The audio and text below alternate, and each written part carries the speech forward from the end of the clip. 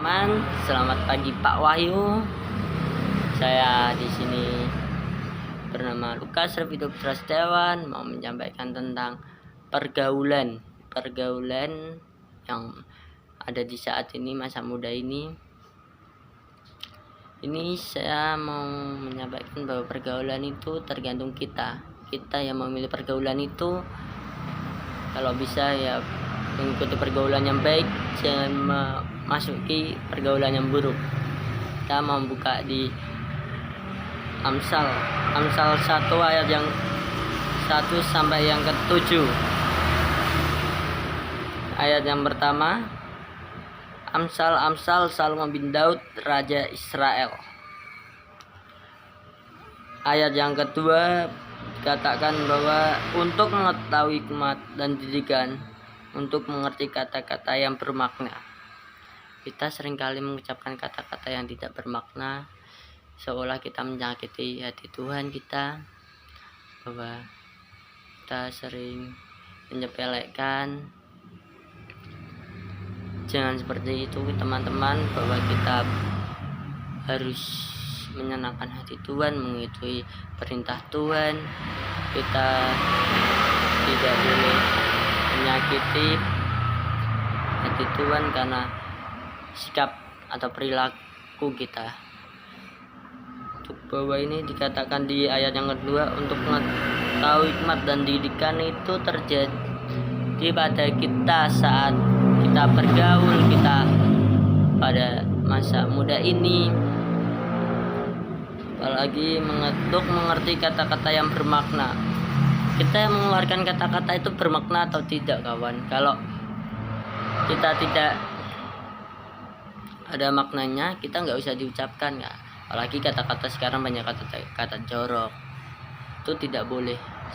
Harusnya kita lanjut di ayat yang ketiga, untuk menerima didikan yang menjadi pandai serta kebenaran, keadilan dan kejujuran.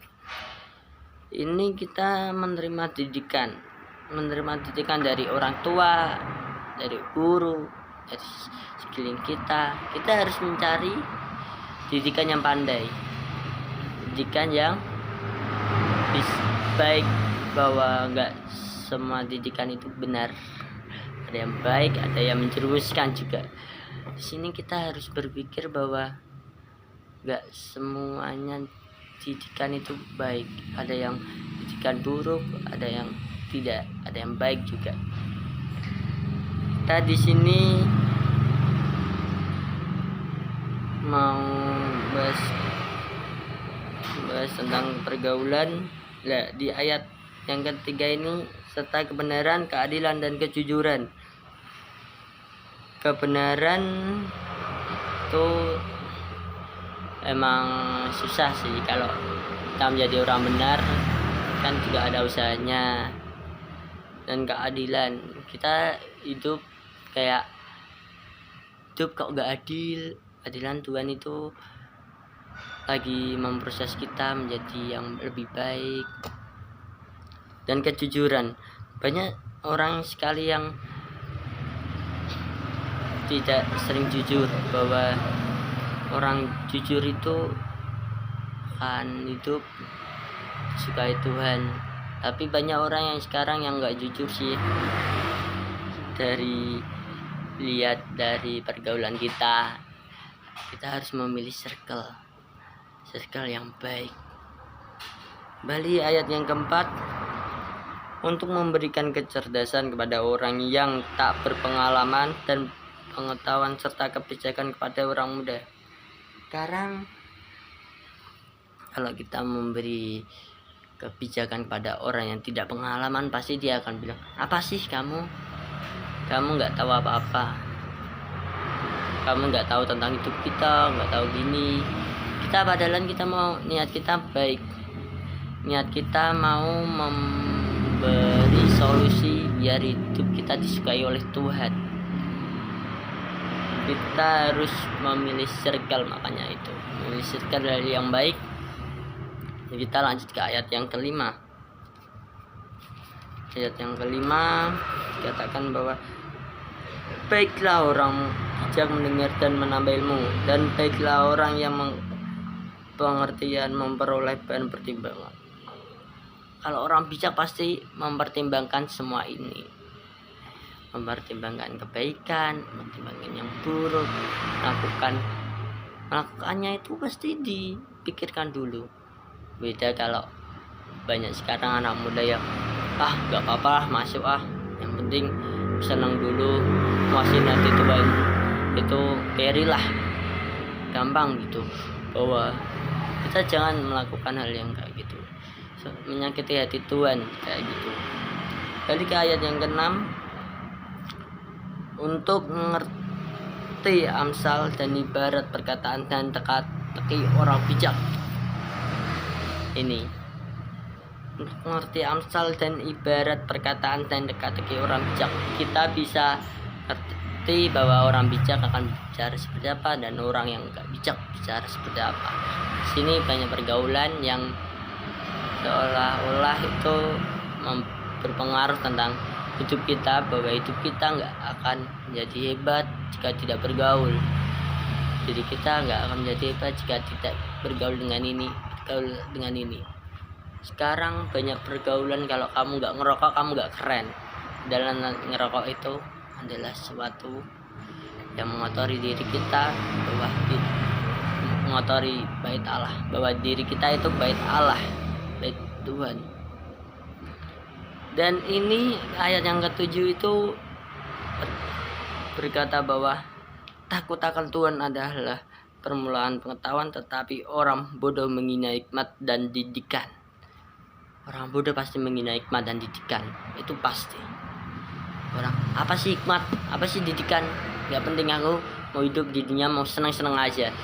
Tapi kita di sini harus hidup bahwa hidup itu untuk menyenangkan hati Tuhan, untuk menyenangkan hati Tuhan kita, karena Tuhan kita telah baik kepada kita, telah menjadi teladan untuk kita. Dia rela menebus dosa kita, disalibkan.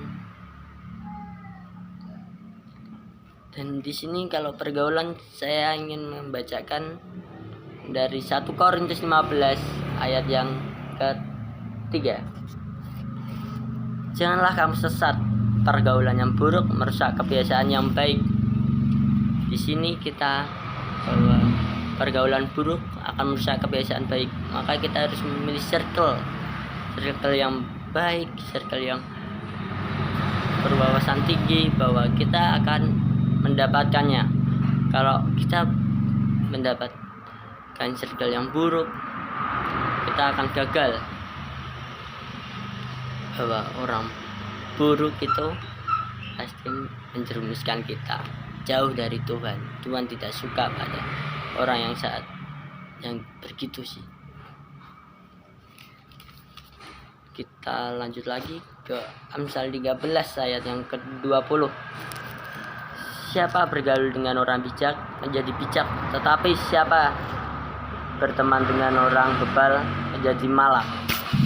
Kalau kita ingin menjadi malang, ya kita harus bergaul dengan orang bebal.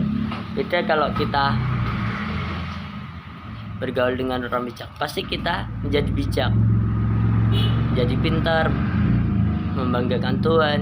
Beda kalau sama kita bergaul dengan orang malang. Kalau orang malang pasti, orang bebal pasti jadi malang. Kita di sini harus mempertimbangkan circle, bahwa nggak semuanya itu baik untuk pergaulan kita. Apalagi kita masih muda, bahwa nggak semua yang kita lewati itu baik-baik saja. Kita harus memilih pergaulan yang mempengaruhi kita. Kita harus memilih untuk menyenangkan hati Tuhan. Kita kembali ke Alkitab, bahwa ke Amsal 1 ayat yang ke-8 sampai yang ke-19. Ini tentang nasihat dan peringatan. Ayat yang ke-8 dikatakan, "Hai anakku, dengarkanlah didikan ayahmu dan jangan menyiakan ajaran ibumu."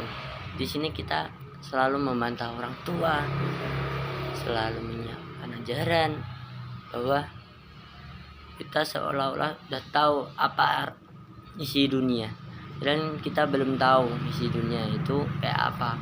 Kita harus mengikuti arahan orang tua dan jangan pernah membantah orang tua bahwa orang tua itu is the best bagi kita, baik bagi kita. Kita tidak boleh menyakiti hati orang tua juga, bahwa orang tua itu nomor 2 sih kalau saya, kan karena yang pertama itu tua Yesus. Tapi di sini kita harus menyenangkan hati orang tua, pergaulan kita jangan masuk ke dalam yang buruk biar orang tua kita juga senang. Karena pergaulan yang buruk biasanya tuh dapat kita lihat sekarang banyak orang yang mabuk, ngerokok, itu judi-judian. Kita tidak boleh seperti itu. Kembali ke ayat 9, sebab karangan bunga yang indah itu bagi kepalamu dan suatu kalung bagi lehermu. Sebab karangan bunga yang indah, hal yang indah itu di kepala kita, dan suatu kalung di lehermu, suatu kalung yang berharga itu di leher kita. Kembali yang ke ayat yang 10, "Hai anakku, jika orang berdosa hendak membujuk engkau, janganlah engkau menurut orang dosa seringkali menyuruh kita bahwa ayo ikut biar hidup kita sehat, hidup kita gaul, enggak zaman now gitu. Bahwa pergaulan kita adalah hidup. Di sini kita harus mengerti pergaulan sih. Kalau pergaulan circle, kita main circle, buat circle kita baik. Kita harus memilih circle yang baik. Ini suatu saat kita pergi ke tongkrongan, ada yang bilang bahwa sekarang anak muda mana ada sih yang nggak ngerokok, itu circle dia. Berarti circle dia itu semua ngerokok. Beda sama circle yang kita pilih, yang saya pilih sih. Banyak yang ada yang ngerokok, ada yang enggak, bahwa enggak semua orang itu circle sama. Ada yang circle yang baik, ada yang circle yang buruk.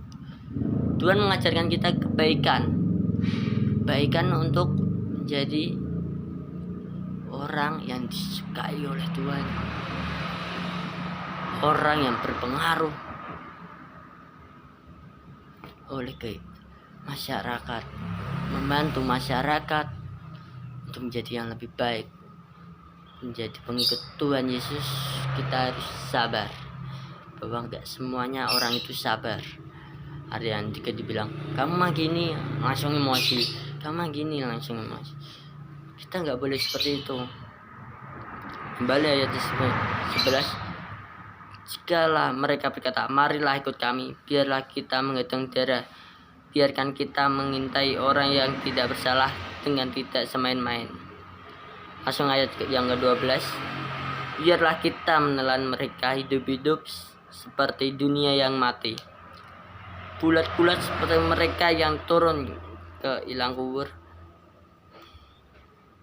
Langsung ke ayat 13, kita akan mendapat berbagai benda seperti berharga, kita akan memenuhi rumah kita dengan barang rampasan. Jadi kalau kita bergaul dengan yang buruk itu, emang kita dilihat orang-orang gaul gini-gini, tapi itu adalah gaul rampasan, gaul yang seono-ono menyepelekan hati Tuhan. Tuhan tidak suka seperti itu. Kita ngerokok, kita minum, mabuk-mabukan, itu memang kelihatan kalau zaman ini zaman keren, tapi itu seolah-olah tidak menyenangkan hati Tuhan. Kita langsung ke ayat yang 14, langsung sampai 19 ya. Buanglah undianmu ke tengah-tengah kami, satu pundi-pundi bagi kita sekalian. Hai anakku, janganlah engkau hidup menurut tingkah laku mereka, danlah kakimu daripada jalan mereka, karena kaki mereka lari menuju kejahatan dan bergegas untuk menumpahkan darah. Sebab percumalah jaring-jaring dibentangkan di depan mata segala yang bersayap adalah mereka mengadang darahnya sendiri dan mengintai nyawanya sendiri. Demikianlah pengalaman setiap orang yang lupa akan keuntungan gelap, yang mengambil nyawa orang yang mempunyainya. Kita tutup Alkitab. Kita di sini bahwa dikatakan di Alkitab bahwa kita hidup di sini pasti ada yang mempengaruhi kita, bahwa mengaruhi kita harus ayo kita ngerokok, ayo kita mabuk, ayo kita minum, biar kita mengikuti pergaulan. Padahal Tuhan berkata bahwa kita harus menjauhi seperti itu, bahwa itu hal yang gak baik, hal yang menyakiti hati Tuhan. Kita harus menjadi hal yang baik, seperti yang dikatakan di Amsal 13 ayat yang ke-20. Siapa bergaul dengan orang bijak menjadi bijak, tetapi siapa yang berteman dengan orang bebal menjadi malang. Hidup